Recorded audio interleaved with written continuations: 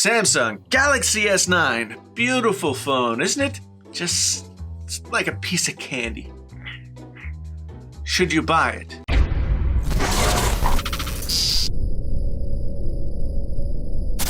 Hey there, friends on YouTube. My name is Jason, sometimes known as the JTL. This is Painfully Honest Tech. Tech so honest it hurts. Thanks for stopping by. Thanks for coming back. If you've been here before, we got some stuff to talk about vis-a-vis this Samsung Galaxy S9. I've lived with the Galaxy S9 for the past week. That's given me a chance to really get a feel for it. So today, we're going to run through what it's like in everyday use, a little bit about the features, and go through a little of the good and the bad so that you can decide whether or not this is the phone for you. I've used just about every Galaxy phone out there. In many ways, the S9 is another small step forward in the line. I personally gravitate toward the Note series. The S line is kind of the every person phone. It's a good everyday phone for the majority of people. After the initial adjustment period coming from an iPhone back to Android, it didn't take me long to settle in and really start to enjoy the S9 for what it is. The Snapdragon 845 does feel a little snappier than last year's S8. I decided to go with a minimal home screen, as you can see here, and then just the Google search bar and such, and then calendar and most used apps over here. Everything else I use in the app drawer. There's something really nice about opening your phone and not having the home screen just packed with icons. It's clean and simple and has been very nice to deal with, quite honestly. I haven't had any problems with lag or stutter. There have been a couple of issues with apps crashing, but I'm not going to blame the phone for that just yet.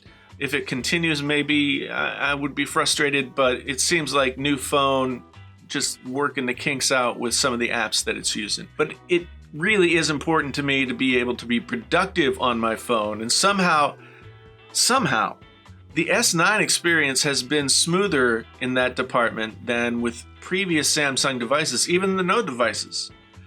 I didn't often find myself kind of struggling against the phone to get what I needed to get done. Even the super productivity Note phones, like the Note 8, I always felt like I was swimming upstream against the phone, trying to get stuff done, and the phone was resisting me. Unlocking the phone has been easier with this phone than it has been with previous Samsung phones. Iris scanning never worked for me. The fingerprint reader positioning on the last iteration of Galaxy phones was terrible and I couldn't get it to work for me. But now they got this intelligent scan, which uses both face recognition and the iris scan. And I found the security stuff has been easier and more fluid for the first time ever with a Samsung device. I do miss the simplicity of just picking up the phone and having my face unlock it right away and getting into my phone. And I miss having Face ID instead of passwords to log me into my apps and web pages and such. But the S9 is better on the security getting into your phone front than Samsung devices have been in the past. So that's a good thing. Another thing I really like, I don't hear a lot of people talking about the audio capabilities that Samsung has built into the phone. No, the phone doesn't have amazing sounding quad DAC like the LG V30. It does have a feature called adaptive sound, which has presets for people in different age ranges, but it also has the ability to test your hearing with headphones on and customize a sound profile that'll sort of offset the deficiencies you might have in your own hearing.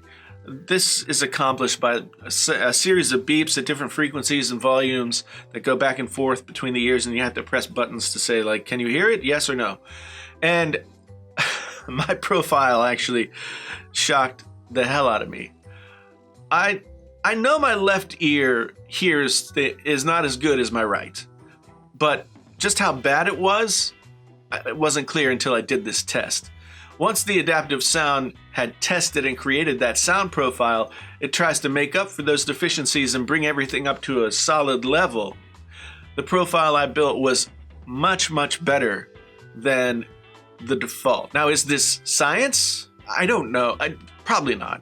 It's similar to what happens when you go and get your hearing tested, but I really don't know how clinical this test is, but I do know that the difference between the default sound and the profile that the phone helped me make was night and day. Another perk of adaptive sound is you can create different profiles for different sets of headphones.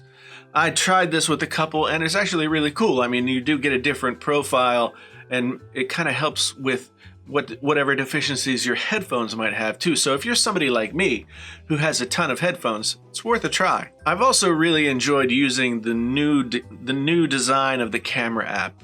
I know a lot of people are saying it's much more iPhone-like, and maybe it is, but I always struggled with the older Samsung phone app, and maybe it's because I just wasn't as used to it as I was with other phones, but it's easy to get in, take a picture, select the different functions if you want to do, like selective focus or whatever.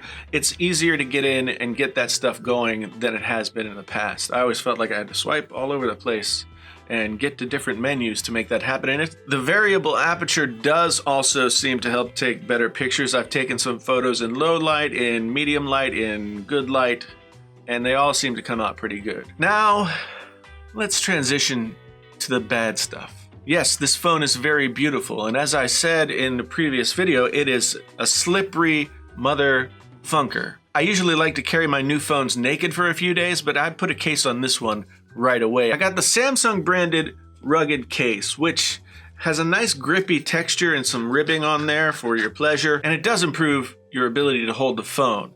And while the case all by itself looks pretty cool, I don't really like it with the phone as much. The looks are just a little odd, but that's personal taste. As promised, I've tried to use the Bixby button service more with this device, but I still haven't been able to get it into my workflow. In the first few days, I hit that Bixby button 1,000 times like a rat in a Pavlovian test. It drove me crazy, but once I got to the setting that you could set it to require a longer press to activate it, then it's been smoother sailing, but I'm still frustrated by Samsung's insistence on putting a physical button on their phones that activates a feature that no one asked for. The opt-out option is welcome, but still. The last negative I'll cover is the biggest one: the battery. Samsung and Android have always struggled with battery management, but I thought we'd made it past that. Unfortunately, that is not the case. This phone drains battery fast, even while it's just sitting there idle.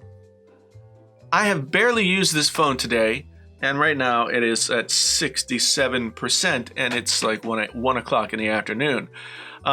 If I'd been on the phone for any length of time, it would be down closer to 50%, and that is not acceptable because then I'm at 30-something or less by the time I leave work. Yesterday, in fact, I didn't make it all the way through the day before having to charge. It's been a couple of years since that's happened.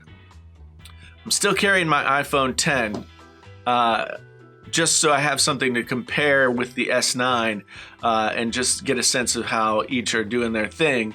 And while I had to charge the S9 every single night, and every night it was running on fumes when I plugged it in, I left the iPhone off the charger for 3 days.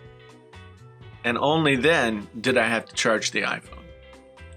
So this kind of battery life we're looking at here is not going to cut it. It may well be the deal breaker for me and the S9. The S9 Plus will likely fare somewhat better. It's got a larger battery, but it's also a larger phone. So that brings us back to this initial question. Should you buy the S9? As I said, there are a lot of positives here. For reasons I can't really explain, this has been the easiest Samsung phone to use for me, maybe ever. It's a decent size too for a small phone. It's got the same screen size as the iPhone 10, but it's a little thinner and a little longer.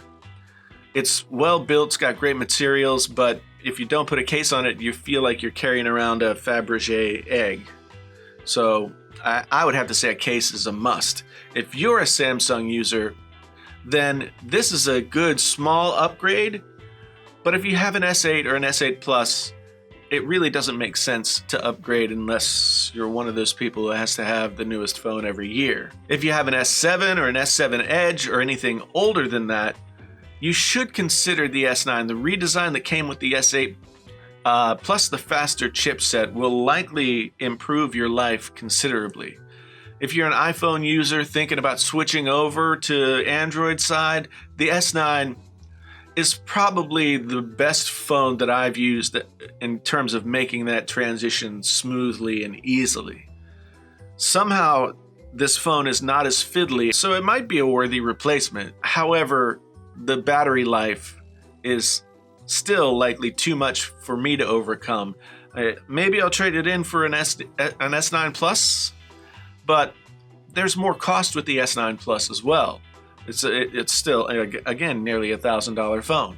So I may just stick with the iPhone and wait until more new phones come out later in the year. I wanted to give you as much information as I could to help you make the decision. And in painfully honest fashion, some of the problems with this phone are considerable, and you'll have to decide if that's something you can live with. If this was your first time here and you enjoyed what you saw and you want to reward me with your further attention at some later date, then please press the like and subscribe buttons.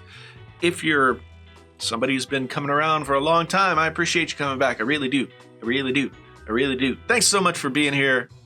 My name's Jason, sometimes known as the JTL. This is Painfully Honest Tech. Tech's so honest, it hurts. And until the next time, I'm out.